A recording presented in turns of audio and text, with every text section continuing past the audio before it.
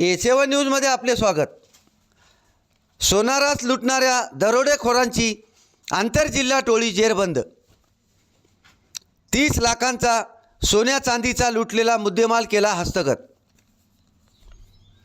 सेनगाव तालुक्यातील धानोरा शिवारात महामार्गावर बुलढाणा जिल्ह्यातील लोणार येथील 37 वर्षीय सोनार मोटरसायकलवरून लोणारकडे जात असताना त्याला चाकूचा धाक दाखवून त्याच्याजवळील सोन्या चांदीचे दागिने जबरीने चोरून नेले होते। या प्रकरणात स्थानिक गुन्हे शाखा व सेनगाव पोलिसांनी तपास चक्रे फिरवून आंतरजिल्ह्यातील 6 दरोडेखोरांच्या टोळीला जेरबंद करून गुन्ह्यातील 30 लाखांचा सोन्या चांदीचा मुद्देमाल जप्त केला आहे। या संदर्भात पोलीस अधीक्षक डॉक्टर नीलाभ रोहन यांनी पत्रकार परिषदेत दिलेली माहिती दिनांक 30 जानेवारी रोजी सुरेश संभाजी खंदारकर राहणार लोणार जिल्हा बुलढाणा हे सेनगाव तालुक्यातील कापडसिंगी येथे सोन्या चांदीचे दुकान बंद करून दुपारी 4च्या सुमारास भावाच्या निधनाची बातमी मिळाल्याने मोटरसायकलवरून लोणार येथे जात होते।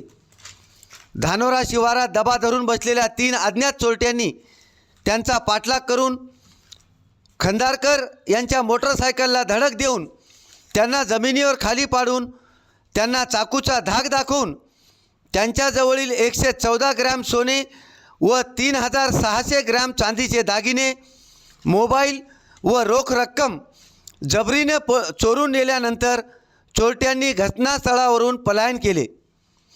या घटनेतील सुरेश खंदारकर यांनी रुग्णालयात दाखल होऊन उपचार घेतल्यानंतर दिनांक 31 जानेवारीला सेनगाव पोलीस ठाण्यात जबरी चोरीबाबत रीतसर फर्याद दिली। त्यावरून स्थानिक गुन्हे शाखा सेनगाव पोलिसांचे वेगवेगळे पथक तैनात करण्यात आले।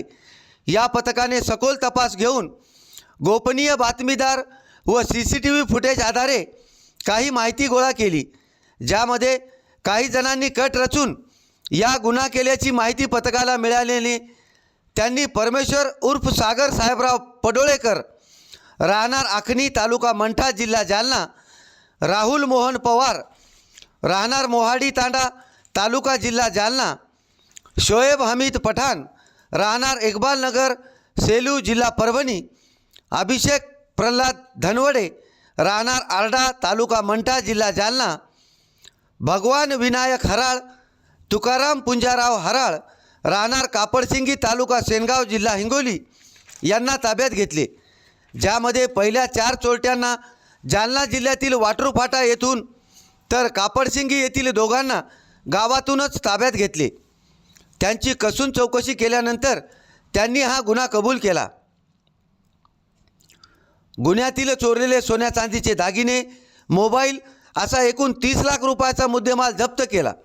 ही कारवाई जिल्हा पोलीस अधीक्षक डॉक्टर नीलाभ रोहन, अप्पर पोलीस अधीक्षक कमलेश मीना, उपविभागीय पोलीस अधिकारी राजकुमार केंद्रे, स्थानिक गुन्हे शाखेचे पोलीस निरीक्षक मोहन भोसले यांच्या मार्गदर्शनाखाली सहाय्यक पोलीस निरीक्षक शिवसाम घेवारे, पोलीस उपनिरीक्षक दिलीप मोरे, सेनगावचे सहपोलीस निरीक्षक दीपक मस्के, पोलीस उपनिरीक्षक रविकिरण खंदारे, भुजंग कोकरे, पांडुरंग राठोड, नितीन गोरे, गजानन पोकळे, संदीप जाधव, दत्ता नागरे, साईनाथ कंटे, शिवाजी जालमिरे, शिवाजी इंगोले, आकाश टापरे, नरेंद्र साळवे, ज्ञानेश्वर गोरे, प्रदीप घुंगरे, मारुती काकडे, प्रणिता मोरे, इरफान पठाण तसेच जालना स्थानिक गुन्हे शाखेचे फुलचंद गव्हाणे, सुधीर वाघमारे, परतूरचे पोलीस उपनिरीक्षक नंदू खंदारे, देविदास जाधव, लोणावळा ग्रामीणचे उपविभागीय पोलीस अधिकारी गजानन टोंपे, पोलीस निरीक्षक दिनेश तायडे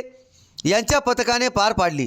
विशेष म्हणजे या दरोडेखोरांनी सेनगाव तालुक्यातील कापडसिंगी येथे ऑक्टोबर 2025 मध्ये बँक फोडल्याचे सुद्धा तपासात निष्पन्न झाले आहे।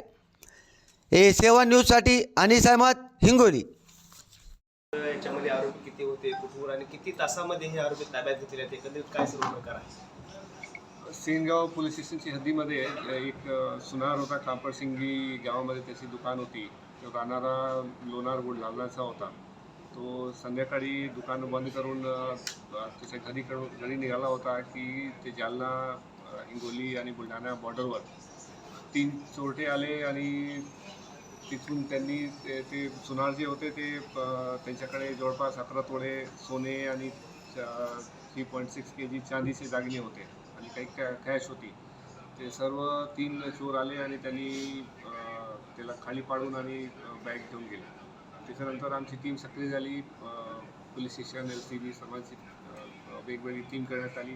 त्यांनी गोपनीय माहिती काढली आणि 48 तासाच्या आत ते प्रत्येक चोराच्या आपल्याला डिटेल्स मिळाले. त्याच्यानंतर 12 तासामध्ये सर्व आरोपींना ताब्यात घेण्यात आले आणि त्याच्यानंतर आरोपीकडून जे काही रिकव्हरी होती 100% रिकव्हरी करण्यात आलेली आहे. सर हे जे तपास अतिशय कौतुकास्पद लागलेला आहे, यांना काय रिवॉर्ड वगैरे वेगळं पण असं काय असणार आहे त्याचं? डेफिनेटली जे आमची टीम लागलेली होती त्यांना चांगला रिवॉर्ड दिले जाईल आणि त्यांना भविष्यामध्ये अशीच कामगिरी करत राहावी याच्यासाठी पण त्यांना प्रोत्साहन दिले जाईल. सर, बसस्थानकावर आज देखील चोरी झालेली आहे प्रवाशांची. चोरी झाली, त्याच्यामध्ये पण तपास करण्याचा प्रयत्न चालू आहे. त्याच्यामध्ये कायदेशीर गुन्हा दाखल करून कारवाई करण्यात येईल आणि त्याच्यानंतर जे तिकडे कर्मचारी वगैरे आहेत ते बनवण्याचे प्रयत्न करतात. सर, आपण आताच पोलीस सुरू आहे. दररोज जवळपास 1000 कॅन्डिडेट्स बोलवता जाईल. प्रत्येक भरतीमध्ये प्रत्येक प्रक्रिया जी आहे तो पूर्णपणे पारदर्शी आहे. त्याच्यामध्ये कुठल्याही प्रकारे कोणाच्या पर्सनल इंटरसेप्शन चेक वगैरे नाही आहे.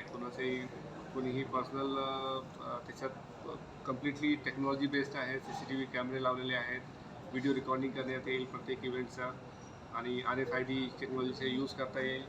त्याच्यामुळे कुठल्याही प्रकारे कोणीही आमिषाला बळी पडू नका, कारण कुठलेही अधिकारी याच्यात त्यांचा पर्सनल इंटरफरन्स करू शकत नाही. जे काही तुमच्या तयारी आहे, जे काही तुमची टॅलेंट आहे त्याच्या बेसिसवर तुमच्या भरती तुम्हाला मार्क्स मिळतील. एकंदरीत किती जागेसाठी भरती आहे?